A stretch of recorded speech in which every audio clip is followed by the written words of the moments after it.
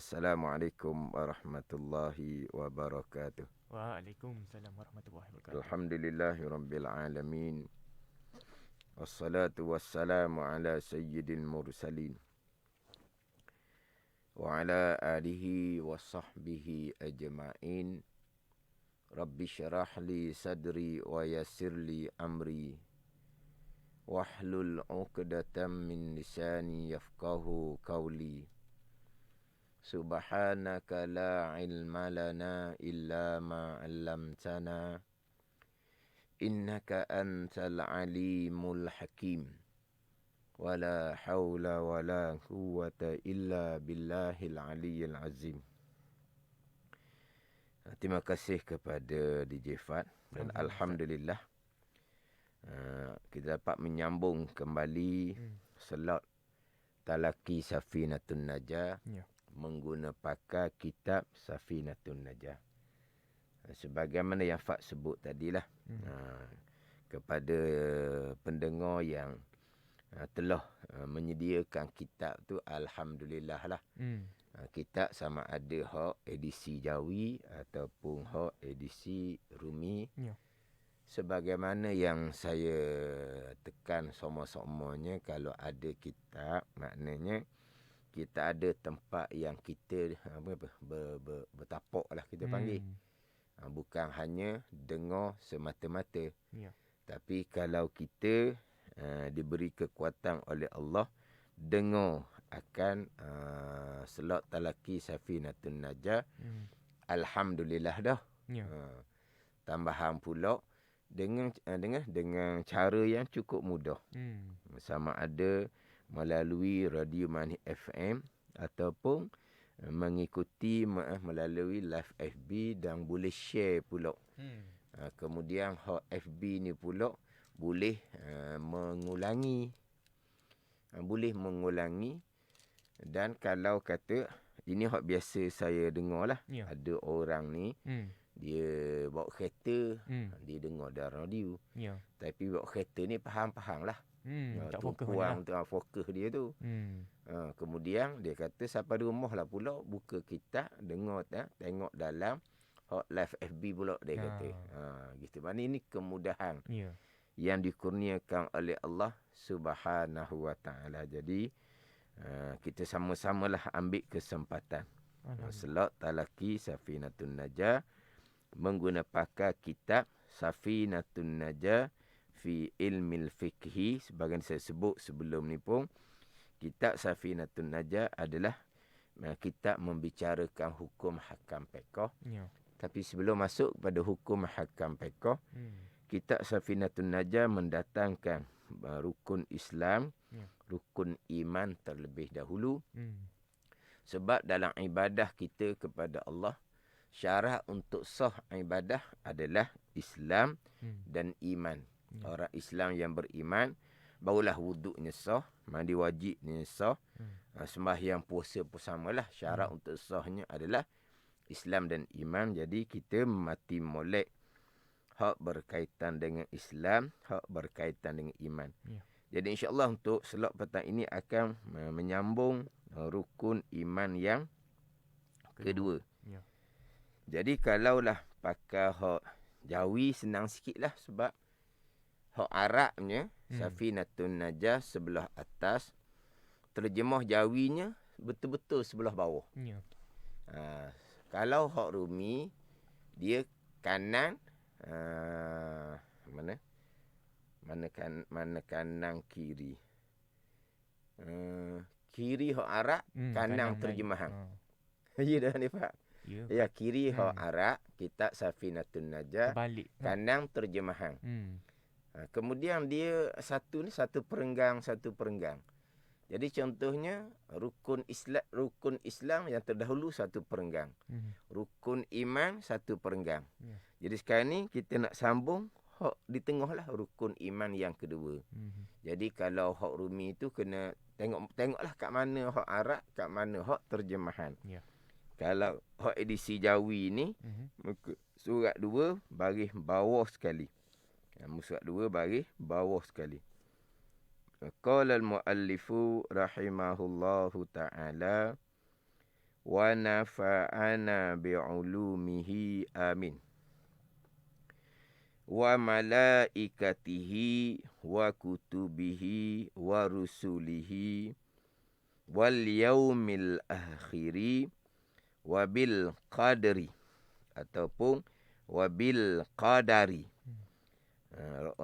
Dal tu boleh baca bagi sukun, bagi mati, dan boleh baca bagi fathah, bagi atas. Bil qadri ataupun bil qadari khairihi wa syarrihi minallahi ta'ala. Terjemahan dia, dan kedua daripada 6 rukun iman, percaya pada sekalian malaikahnya. Malaikah bagi Allah Subhanahu wa ta'ala. Dan kedua, percaya pada sekalian malaikahnya. Jadi cuma terjemahan Jawi tu dia gitulah, dia ejaan dia tu. Ini sebagai ilmu je lah ni. Sebagai ilmu. Dia kita tulis Jawi ni, khok Jawi, tulisan Jawi ni, dia bukan macam Rumi. Ya. Kalau Rumi, hak sekolah lah macam mana hak Rumi. Kalau contohnya percaya, contohnya. Maknanya percaya ni tulis P-E-R, habis dah. Dia punya barisan atas tu. Wak sengkang caya di bawah, C-A-Y-A. Tak gitu lah, boleh Rumi. Percayalah ni, tapi dia punya apa ruang belah atas tu habis dah. Habis dah sampai hujung dah. Jadi caya C-A-Y-A ubah bawah. Gitu ada kalau Rumi. Ya. Jawi tak lewat gitu. Macam sini ni cetakan lah ni. Pera belah bawah, ce alih ye. Jadi bagi lain pula. Kalau Jawi tak leh. Dia tak boleh buat umpama tulisan Rumi. Tapi tak apalah, ni cerita hak tulisan Jawi. Cuma sebagai ilmu lah. Ya. Kalau kebetulan kita berjumpa dengan ayat Al-Quran, yang mana dia punya kalimah dia tu separuh di atas, separuh di bawah, maka tu wajib diperbaiki. Okay. Kalau ayat Quran, ni tak apalah, ni tak perbaiki tak apalah, tapi nak cerita tulisan Jawinya, per belah bawah, per belah atas, cahaya belah bawah. Ce alihya jadi baris lain. Kalau Rumi boleh buat, Jawi tak boleh buat. Ni dia punya kaedah dia lah. Cuma saya sebut tadi, kalau ayat Al-Quran, contoh ayat Al-Quran, Alhamdulillahi Rabbil Alamin, Fatihah kita. Tiba-tiba Rabbil Alamin tu, Rabbi, Rabb, Al-Alamin, Alif, Lam, Ain, Alif, habis ruang. Lamin, Lam, Mim, Ya, Nun, bubuh bawah. Contohnya. Jadi Al-Alamin, satu kalimah. Al-A belah atas, Lamin belah bawah. Wajib kena baiki. Wajib kena cari pen, kena baiki. Kalau ayat Quran. Kalau kata atas tu, Alhamdulillahi Rabbi belah atas. Al-Alamin belah bawah. Tak apa. Sebab Rabbi satu kalimah, Al-Alamin satu kalimah yang lain. Tapi kalau Rabbi, Rabb, Al-A, Alif, Lam, Ain, Alif, lepas tu Lamin, Lam, Mim, Ya, Nun, tiba-tiba di bawah. Tu wajib kena baiki. Sebab Al-Alamin adalah satu kalimah, tiba-tiba Al-A belah atas, Lamin di perenggan di bagi bawah. Salah. Jadi kalau ayat Al-Quran wajib perbaiki. Kita mengaji kitab. Kalau tersilap cetakan itu perkara biasalah kitab ni. Jadi bukan pengarang yang salah tulis. Sebab pengarang dia tidak ada kilang cetakan. Ke pengarang ada kilang cetakan belakang rumah dia. Tak ada. Yeah. Maknanya kalau pengarang ni dia akan hantar kepada pencetak. Jadi biasa ada tersilap tersalah tu adalah cetakan, bukan pengarang lah kita kira. Yeah. Faham tak ni? Jadi kalaulah kita belajar ada tersilap cetakan, maknanya salah tulis ke apa ke, kalau ayat Al-Quran wajib kena cari pen, kena baiki. Kalau ayat kitab, kalau kita tak mau baiki, tu pulang pada kita lah. Okay. Tapi lain kali kita nak baca, dok jumpa point lah sebab muka kita dok baiki salah cetakan, gitulah. Tapi kena ingatlah, kalau kita belajar-belajar, itu adalah ayat Al-Quran. Didatangkan sebagai dalil contohnya. Tiba-tiba ayat tu ada tersilap cetakan. Maka wajib diperbaikikan. Kena cari pen, kena baiki. Kalau ayat Al-Quran. Ini cerita bab tulisan lah ni.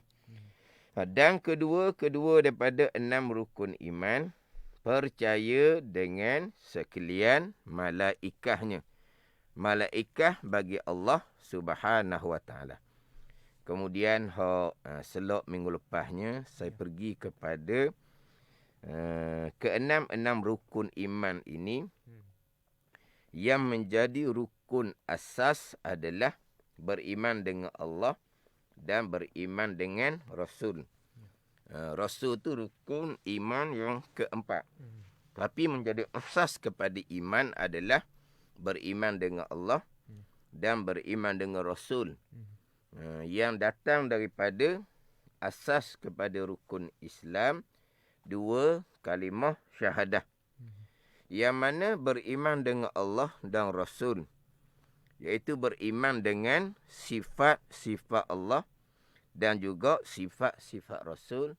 Yang minggu lepasnya saya tekan, ianya adalah permulaan yang wajib dalam agama kita. Permulaan yang wajib dalam agama kita adalah mengenal Allah dan mengenal Rasul.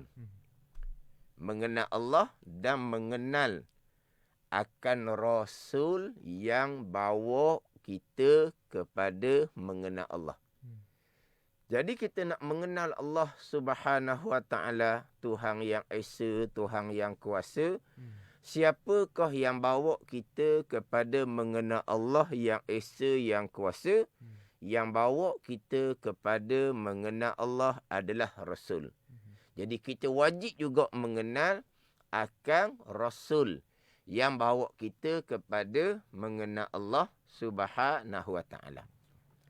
Jadi permulaan agamanya mengenal Allah, mengenal Rasul, dengan bahawa mengetahui dan berpegang akan sifat Allah dan sifat Rasul.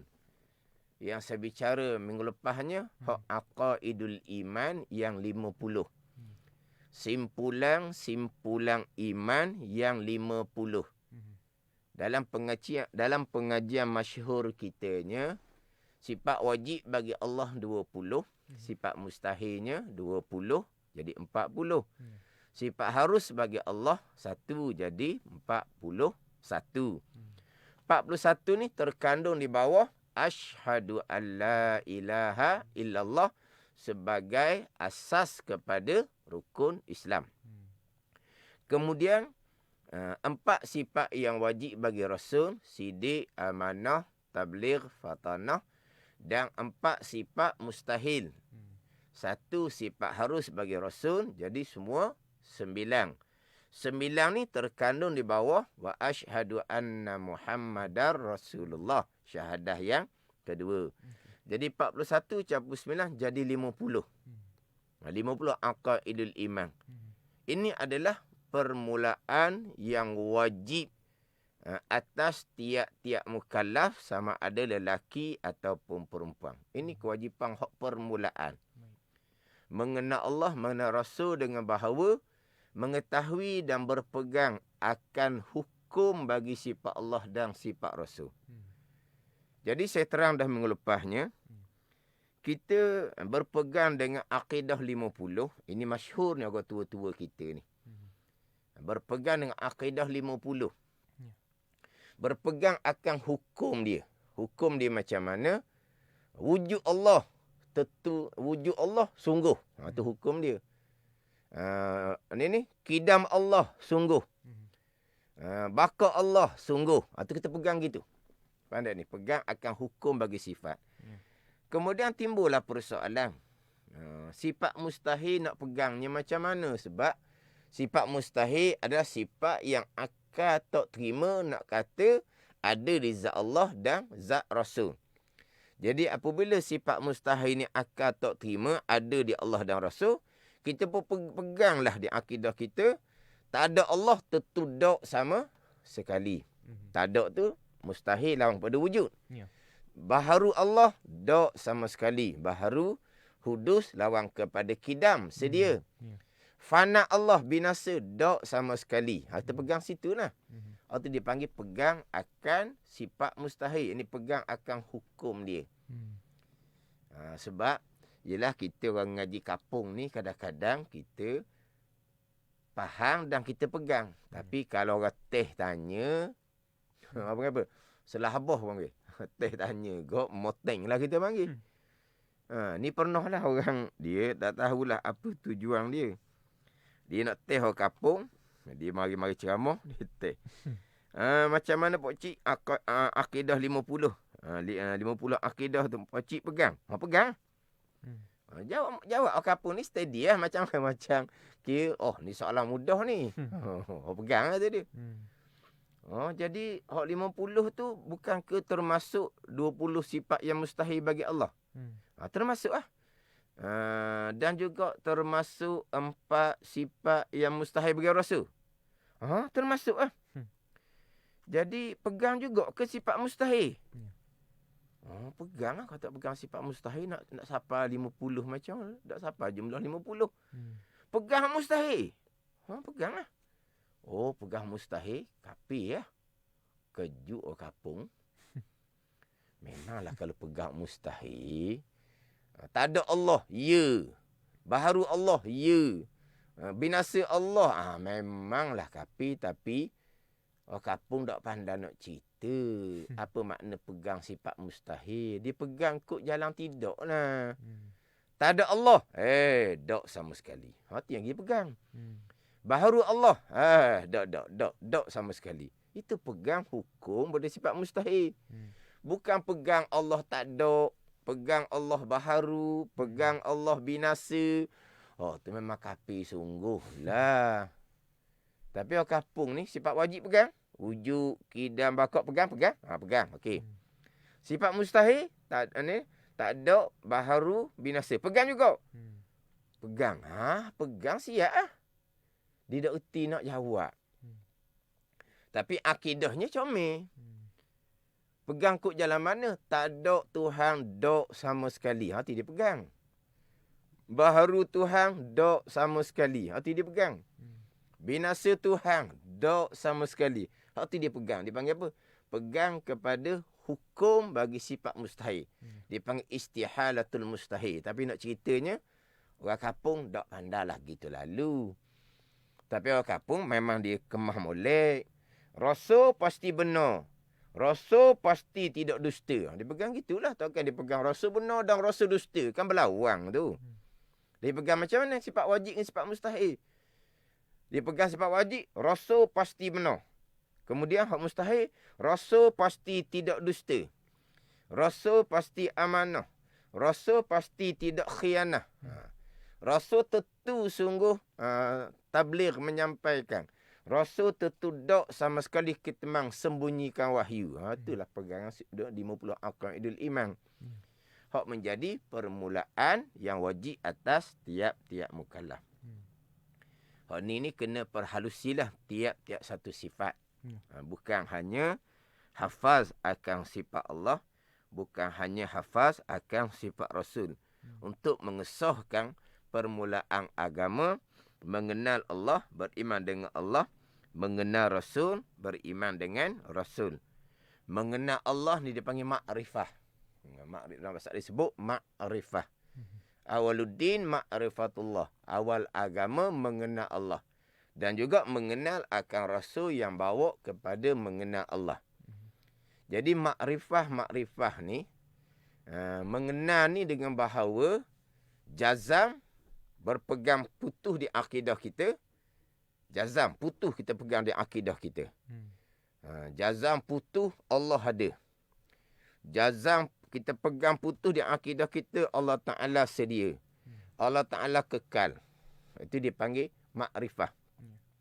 Jazam putuh di akidah kita, Rasul benar. Ni dipanggil makrifah.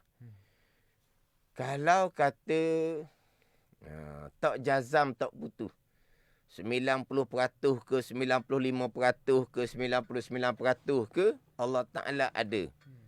Tapi ada kemungkinan kecil 1% dikatakan Allah Ta'ala tak ada. Dipanggil belum lagi makrifah mengenal Allah Subhanahu Wa Ta'ala. Maka belum sah lagi beriman dengan Allah Subhanahu Wa Ta'ala. Rasul ni benarlah Rasul ni. Tapi ada kemungkinan juga Rasul ni dusta. Belum sah lagi makrifah, belum sah lagi beriman dengan Rasul. Jadi makrifah ni dia kena jazam, kena putuh. Mana putuh di hati bahawa Allah Ta'ala ada, sedia kekal. Tu contoh. Nabi Rasul ni sidik, amanah, tabligh, fatanah. Ni jazam di hati. Yang kedua, ni mungkin saya tambah baliklah pembicaraan minggu lepasnya berkaitan dengan asas kepada rukun iman, beriman dengan Allah dan Rasul, pergi kepada mengetahui dan berpegang dengan 50 aqaidul iman, simpulan iman.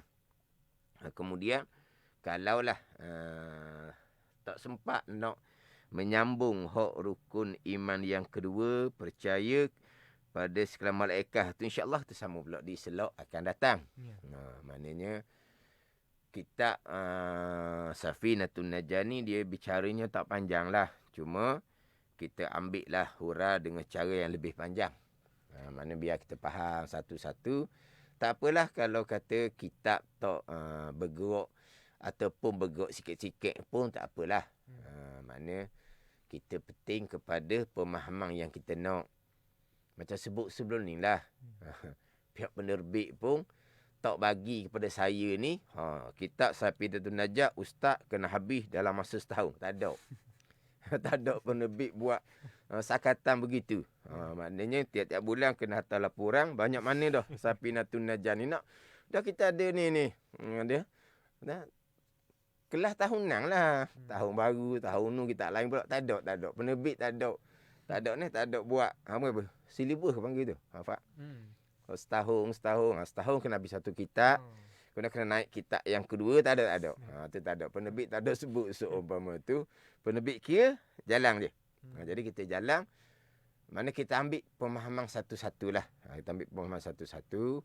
Dan apa yang saya bicarakan di slot Talaki Safinatun Najah ini adalah ilmu asas yang kita pelajari di masjid dan surau. Ini ilmu asas. Hak mana ilmu ni ada di masjid dan surau. Maknanya hak masjid surau satu, hak slot Talaki Safinatun Najah Mani FM itu satu pula peluang kepada kita untuk mengulangilah ataupun kita panggil kat apa? Perangat. Pandang perangat. Mana perangat ni kita kemas balik. Ulang-ulang dia akan jadi kejap sikit kemas. Sebab kita ni ialah orang ni ada pelbagai. Kita bukan macam ngajar sekolah. Satu darjah, satu umur. Satu darjah, sebaya. Faham tak ni? Jadi hak tu, sebaya satu ada. Hak kelas A, hak lain. Kelas B, hak lain. Kelas C, hak lain. Kelas duk main saja pun hak lain. Mana ni? Ni dia senang. Kita ni tak ni. Kita kelas umum. Jadi kita kena ulang. Sebab kita nak beri supaya secara umum. Orang tua ke contohnya. Yang mengikuti pun dapat ambil faedah. Hak ilmu yang saya sebut tadi. Ilmu asas yang mana perbicaraan ni ada di masjid dan surau. Jadi yang kita pegang jazam putuh tu. Makrifah ni yang kedua, pegangan yang jazam putus tu adalah sebenar. Dia kena sebenar. Dia sebenar ni lah hak nak kena ngaji molek. Sebab Fak dan sidang pendengar sekalian, semua orang ada kepercayaan. Semua ada pegangan belaka. Mesti ada kepercayaan yang putus di akidah masing-masing. Tapi apa yang dipegangi itu sebenar ke tidak? Tu. Semua ada akidah, semua ada pegangan. Semua ada kepercayaan yang putus. Dengan kepercayaan tersebut sanggup mempertahankan dengan nyawa sekalipun. Tetapi hak jazam, hak putus kepercayaan akidah tadi tu bertepatan ke tidak dengan akidah yang sebenar. Situ. Nak pastikan bertepatan dengan akidah sebenar ni lah kena ngaji molek dalam bab iman, dalam bab akidah.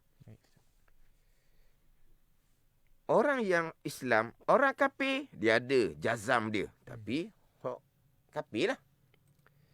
Orang yang berilmu, jazam, putus dengan akidah yang berdasarkan kepada ilmu Al-Quran dan hadis Nabi SAW. Orang jahil, orang Islam yang jahil, mereka pun ada jazam, ada kepercayaan yang putus. Tapi berlandaskan kepada apa? Kalau tidak ada ilmu. Jadi hak ni lah nak kena, kita sudah mendengar, kena amati molek. Jazam putus tetap dah sebenar. Dengan bertepatan dengan akidah Al-Quran dan hadis Nabi sallallahu alaihi wasallam. Contohlah contoh. Kalau kita melihat pada pandangan zahir, apa yang berlaku di sekeliling kita ni adalah datang daripada perbuatan kita semua. Datang daripada perbuatan makhluk. Berlaku apa-apa perkara di sekitar kita ni adalah datang daripada perbuatan makhluk. Sama ada perkara yang memberi manfaat, sama ada perkara yang menjadikan kemudaratan. Zahirnya datang daripada makhluk. Contoh hak Fak sebut tadi, hak COVID. Mana zahirnya penyakit COVID ni datang daripada virus. Dia panggil virus tak? Datang daripada virus. Zahirnya begitu. Daripada virus tadi tu, orang yang kena penyakit ni ada tahap 1, 2, 3, 4 dan 5. Cuma alhamdulillah lah sekarang tahap 3, 4, 5 tu kalau kita tengok dalam dia punya datanya 1% pun tak sampai. Dan alhamdulillah kematian pun bertambah rendah. Alhamdulillah. Tapi pada zahirnya kita nampak kerana COVID lah. Kerana virus lah. Kena penyakit COVID. Hak ada simptom-simptom lah. Hak kata walaupun tak sampai 1% pun ada yang masuk hospital. Ada yang perlu pada bantuan pernafasan. Ada yang sampai peringkat mati. Sampai masa dia. Jadi zahir semua tu datang daripada asbab virus makhluk. Zahir dia begitu. Kemudian alhamdulillah semua tu datang daripada Allah Subhanahu Wa Taala, hakiki dia. Walaupun zahir tu datang daripada kepandaian manusia mencipta vaksin contohnya. Alhamdulillah dan mudah-mudahan menjadi manfaat kepada kita. Tapi nak ceritanya pada zahir nampaknya virus tu lah yang menjadikan mudarat. Itu pada zahir. Tapi hakiki sebenar-benarnya yang menjadikan mudarat, yang beri ketahanan diri manfaat, semua tu adalah datang daripada qada dan qadar Allah Subhanahu Wa Taala. Jadi qada dan qadar Allah ni perkara yang gaib. Jadi macam mana kita nak memastikan bahawa kita ni makrifah yang sebenarnya, makrifah pegangan kita ni yang sebenar, kena mengaji molek. Sebab apa? Sebab pada zahirnya adalah datang daripada asbab makhluk. Saya cerita hak sekarang lah. Padahal hak semasa, hak sama-sama. Ya. Kita makan akan jadi kenyang. Kita minum air akan jadi hilang dahaga. Cuma nak hilang dahaga tu lah payau sikit. Kefak tak kena payau. Ada payau sedikit. Payau sedikit. Maknanya kalau makan kenyang, kalau minum air hilang dahaga, kalau buka lampu jadi cerah nampak, ambil cermin mata jadi terang. Tapi sebenar-benarnya kenyang ke, hilang dahaga ke, nampak ke, sesuatu semua tu datang daripada qada dan qadar Allah. Jadi ini perkara gaib. Jadi macam mana nak pastikan pegangan kita bertepatan dengan yang sebenar. Kalau tanpa ilmu. Sebaliknya, kalaulah berpegang semata-mata virus yang memudaratkan, semata-mata vaksin yang bagi manfaat, semata-mata nasi yang menjadikan kenyang, semata-mata air yang menjadikan hilang dahaga. Berpegang di akidah seumpama tu. Semata-mata. Makhluk tidak berkait dengan kudrah dan iradah Allah. Ini bukan makrifah seumpama ni. Bukan berpegang semata-mata seumpama ni yang langsung tidak berkait dengan kudrah dan iradah Allah, kekuasaan dan kehendak Allah. Ini makrifah yang tidak sah, iman yang tidak sah, mati dalam pegang yang seumpama ni, kekal neraka selama-lamanya sebab dia bukan orang yang beriman. Jadi jazam putus tak sebenar. Nak sebenar ni lah kena kemah molek. Dalam pembicaraan berkaitan dengan beriman dengan perkara yang gaib. Bila kita beriman dengan perkara gaib, Allah gaib. Malaikat gaib. Barzah gaib. Qada dan qada Allah pun gaib. Jadi gaib ni kita nak jazam di hati, nak berpegang putus di hati, pastikan kita berpegang dengan akidah yang sebenar. Ini dipanggil makrifah permulaan agama. Makrifah permulaan agama. Kemudian sidang pendengar kena ambil faham molek lah hak saya sebut tadi tu. Jikalau berpegang semata-mata virus, semata-mata vaksin, semata-mata nasi, semata-mata air. Tetapi kalau hanya bercakap asbab, tak ada salah. Bercakap asbab tak ada salah. Jadi virus, lepas tu virus pula dia sudah dia sudah bercampur jadi nama pula timbul macam-macam, virus. Pada ni daripada virus tu menyebabkan jadi rosak paru-paru, itu hanya cerita asbab. Pegangan tu tetap dah akidah masing-masing. Jangan pula cakap asbab dikatakan tidak ada iman, tidak ada makrifah. Itu salah sangat-sangat. Pandai ni. Allah kena selera molek hari ni.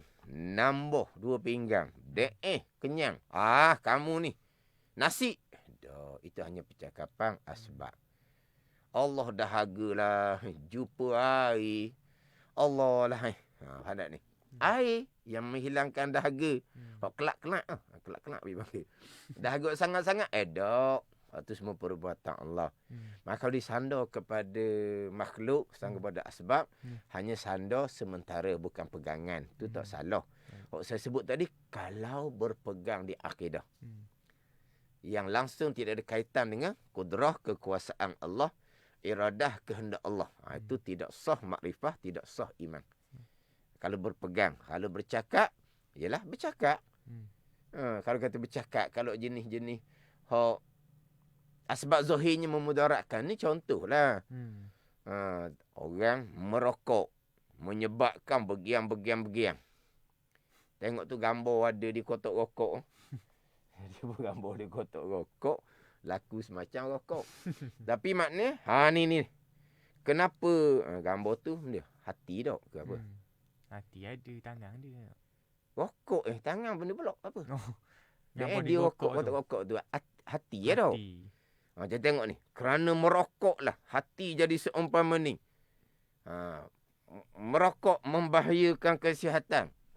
Itu semua cakap asbab belaka, tak ada salah.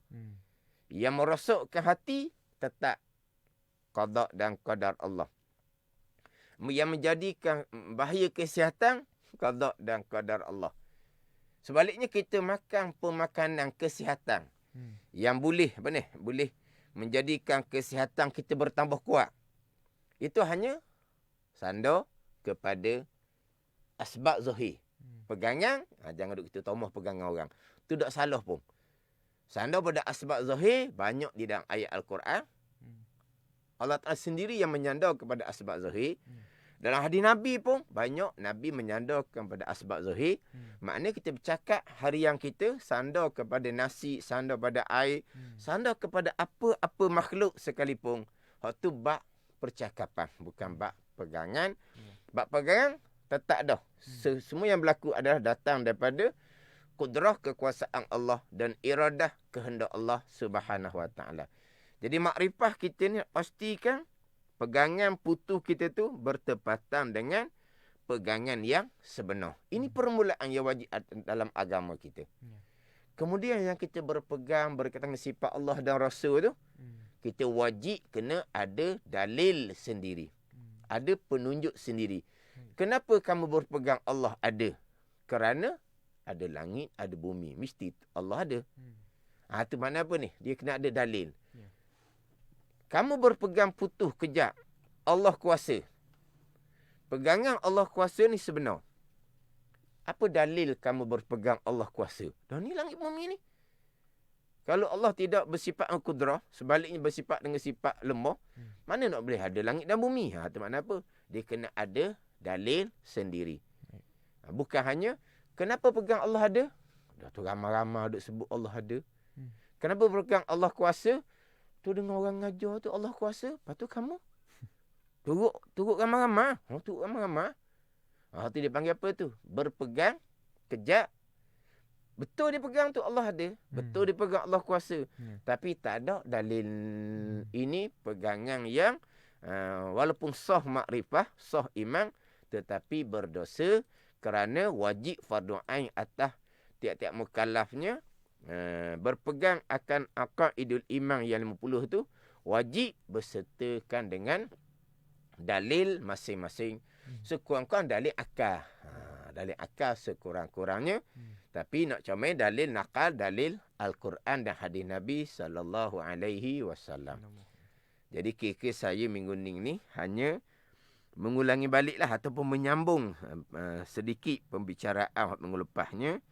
Hak berkaitan dengan asas kepada rukun iman, beriman dengan Allah dan beriman dengan Rasul, yang mana mengetahui dan berpegang akan aqaidul iman yang 50 beserta dengan dalil yang ianya adalah permulaan yang wajib atas mukallaf lelaki dan perempuan yang balik serta berakal.